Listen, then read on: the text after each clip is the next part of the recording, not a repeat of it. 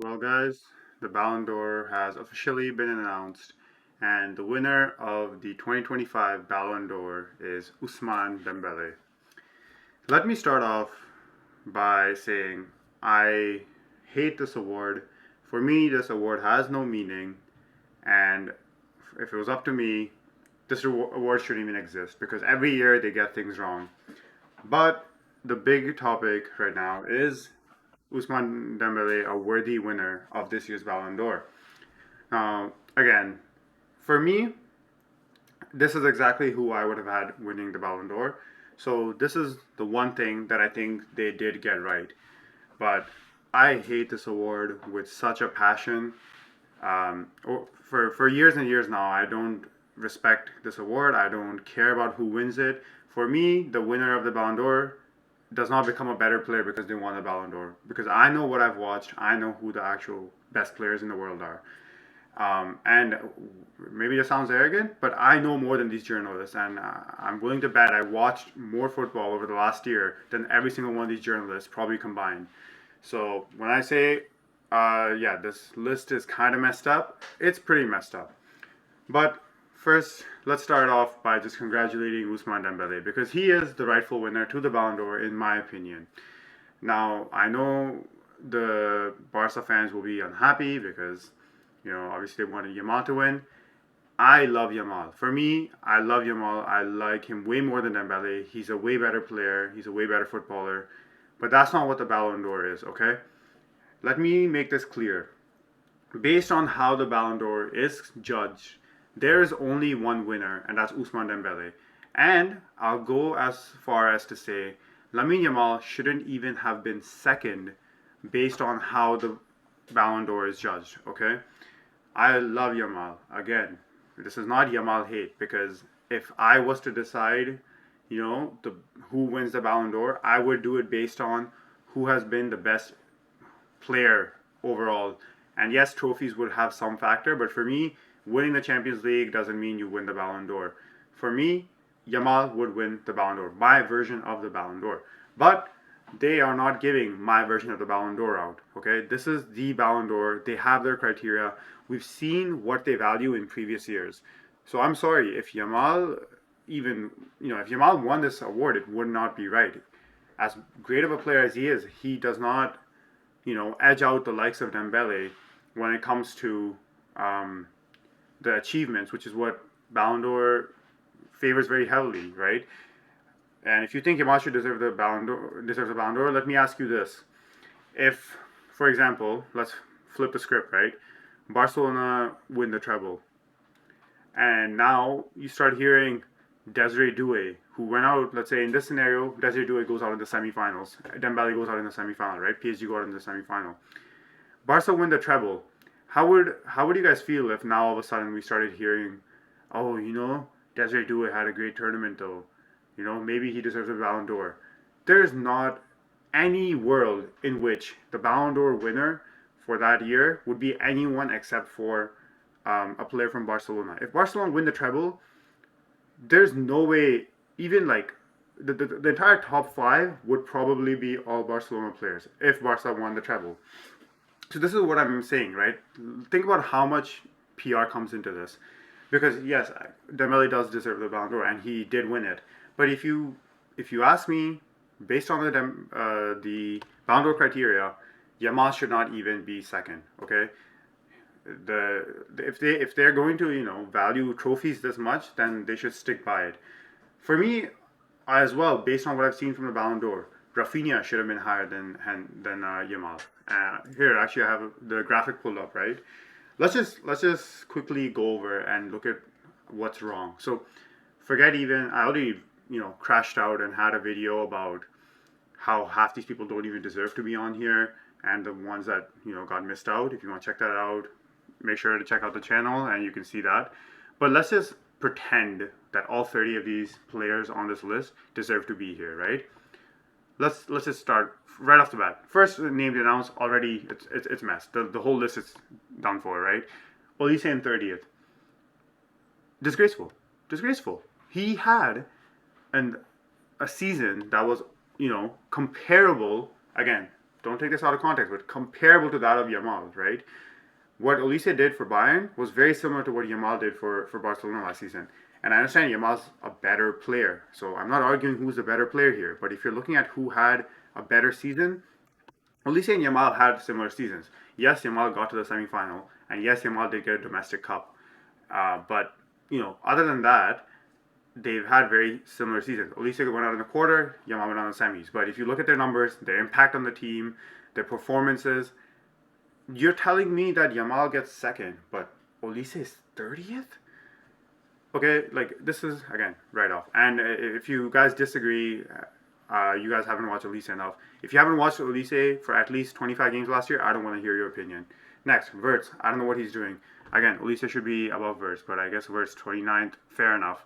Honestly, he's only on this list because of the move he got to Liverpool. Leverkusen didn't win anything last season. Wirtz had a decent season, a good season, but not a Ballon d'Or nomination worthy season, to be honest. I think I said it was deserved in my last video, but now that I think about it, Wirtz did not deserve his nomination. And I love Florian Wirtz, but this last season does not indicate a top 30 Ballon d'Or finish for him. Van Dijk, again, way too low. Best center back in the world last season. The trophies tax is there, but I would still have him a little bit higher. Yeah, I know they went out in the round of 16, a little bit higher. Declan Rice, put him straight to the bottom, near the bottom at least. Does not deserve to be in the top 30 once again. We're not going to go over that. Haaland, honestly, I think is somewhat fair. Dumfries, again, put him towards the bottom. He doesn't deserve to be here. Fabian Ruiz at 24th. Like, are we being serious here? Like, what criteria are you guys even using to judge this thing? Because like, if it's not trophies, then like, what is this? Because it's normally always trophies. Fabian Ruiz was part of a treble-winning side. Fabian Ruiz was a key part of that side. I mean, I'm not saying he should be top 5, but I mean, 10th, 11th, no. Jude Bellingham, again, put him at the bottom, doesn't even deserve to be here. Alexis McAllister, towards the bottom, 25-ish. Again, Guirassy, he had a decent season, but again, no trophies. He was a UCL top scorer. If he has to be on this list, it would maybe be a few more places, 25th, 26th-ish, right? Lautaro Martinez, I think that's fair rating. Now, Jean Neves, right? This one, again, I'm not a PSG fan, but from how much PSG I watched last season, which was a decent amount, right? Jean Neves is, for me, the best midfielder in that PSG team. I've said it time and time again. So, what do you mean that Vitinha is 3rd and Jean Neves is 19th? First of all, Vitinha 3rd is too high. Jean Neves 19th is too low. And I understand if Vitinha is above Jean Neves, maybe the journalists value the whoever's prettier on the eye, and I guess things like that. But the fact that they're this far apart is insane to me. Vitinha should have been maybe 6th. Jean Neves maybe 7th, 8th, right? If for me, Jean Neves would be higher than Vitinha, but I'm just taking into account these stupid journalists. But McTominay 18th. Are we being real? Are we being real for like right now? Like Michael Olise 30th, but Scott McTominay is 18th. Whatever. Robert Lewandowski 17th. I think that's honestly pretty fair. But then you look at Vinny 16th. What is he doing on this list? What is he doing on this list? Why is he even in top 30? There was probably 30 players in Bayern alone that were probably better than Vinicius Jr. last season. And like Vinny should be at the bottom of the list. I've made that very clear. But like, look at the names that somehow are below Vinicius. Robert Lewandowski is somehow below Vinicius. Jean Neves is somehow below Vinicius. Guirassy, okay, maybe. Erling Haaland is somehow below Vinicius. Virgil van Dijk is somehow below Vinicius. Michael Olise is somehow below Vinicius. Even Florian Wirtz is somehow below Vinicius. Vinicius had a horrendous season. How do these journalists justify him being a top 16 footballer in the world last year? Now we have Gyökeres in 15th. Like, what is this stupid award? This thing makes no sense. Why is Gyökeres in 15th? What did he do exactly to get a 15th place finish? Yes, he scored a lot of goals. Yes, he had a decent season for a striker. But again, if they value Champions League so much, what is Gyökeres doing in 15th? Um, I'm not against having him in the top 30, but he shouldn't be 15th. He should be in the 20s. Desiree Doué, 14th. I'd say he could have gone a little bit higher maybe, but I think it's not too bad. Harry Kane, 13th. Now, a lot of people were outraged about this, and as a Bayern fan, seeing some of the names above him, I really understand the outrage. But if they had done this list properly, I'd say Harry Kane around 10th, 11th would have probably been a fair standing. But like because of the names that are above him, the Harry Kane 13th makes no sense. It's so funny to me, right? Because you ask any Bayern fan about who the better player was last season, they would say Michael Olise. They ask you, yeah, like the best performing Bayern player last season, it's Michael Olise by a landslide. And this is I'm just using our own players as an example here to show you how screwed this list is because then there's no bias involved here. I love Harry Kane. I love Michael Olise. Michael Olise was clearly the best Bayern player if we're looking at over last season. I mean, at least out of this list, I would also say Kimmich was probably one of our best players, but he's not on this list. But out of Kane and Olise, it was definitely Olise. So the fact that Kane is 13th and Olise is 30th should show you that these journalists don't know what they're talking about. Anyways, Harry Kane 13th, whatever, should be higher, but based on the names that are above him, but it's okay. Kvaratskhelia 12th. Again, I think he could have been a bit higher. He was very key to that team. Pedri 11th. A lot of people were outraged about this, but I don't know. Max I'd give him is maybe 8th or 9th. Pedri had a wonderful season, and I agree he was one of the best midfielders in the world last season. I'd say him and Kimmich were probably the best midfielders in the world last season if we're going strictly individual performances.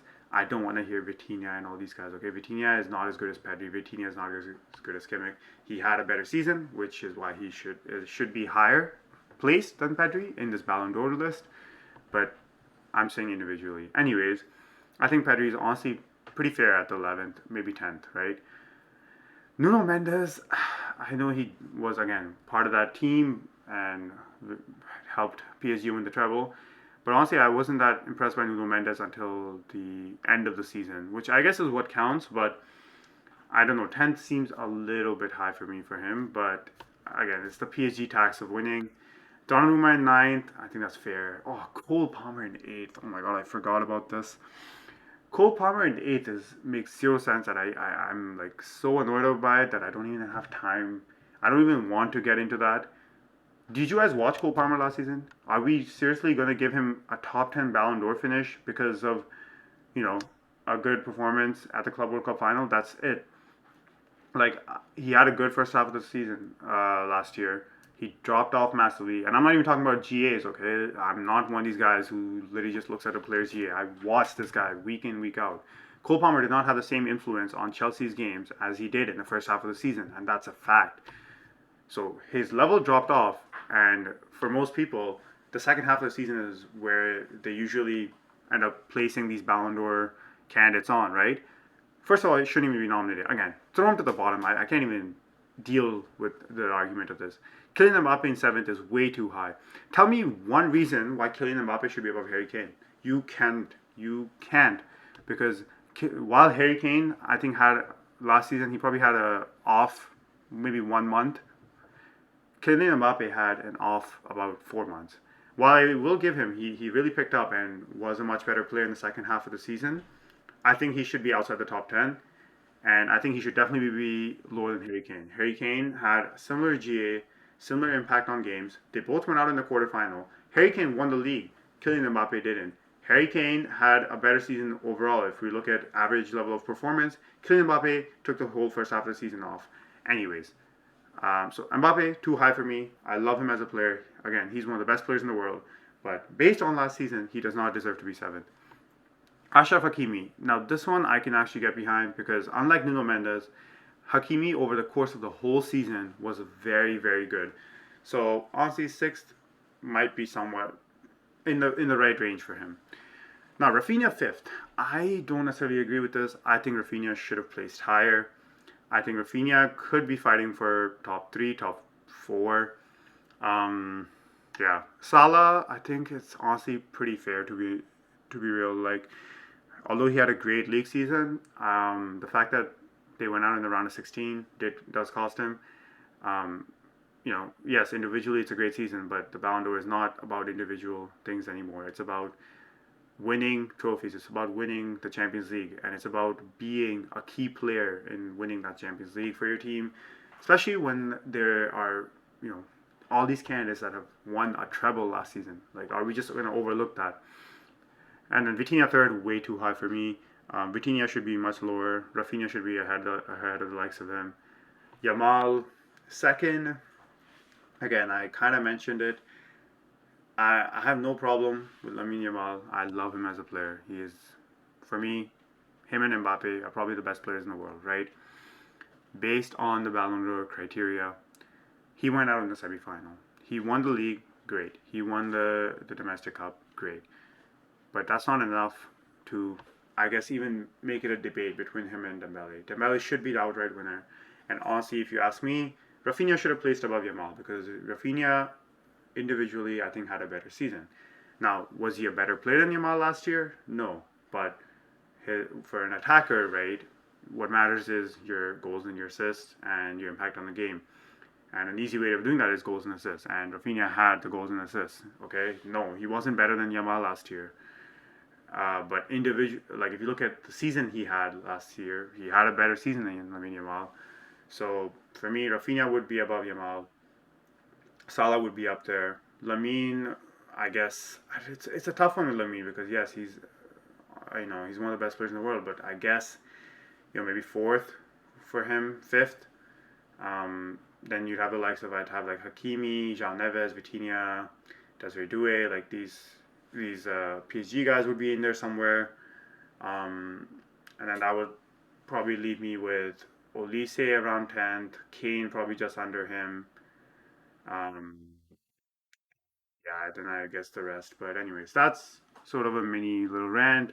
Maybe I'll actually order these guys. Maybe do a separate video on what my actual ordering would be based on the Ballon d'Or criteria as it is right now and as we've seen it judged in history. But yeah, let me know what you guys think. Do you think Dembele deserves the Ballon d'Or? For me, definitely, he's the winner. He is who I would have had winning the Ballon d'Or based on the season. But yeah, thanks for watching another video. Please like, subscribe, share, and look out for more videos. Thank you.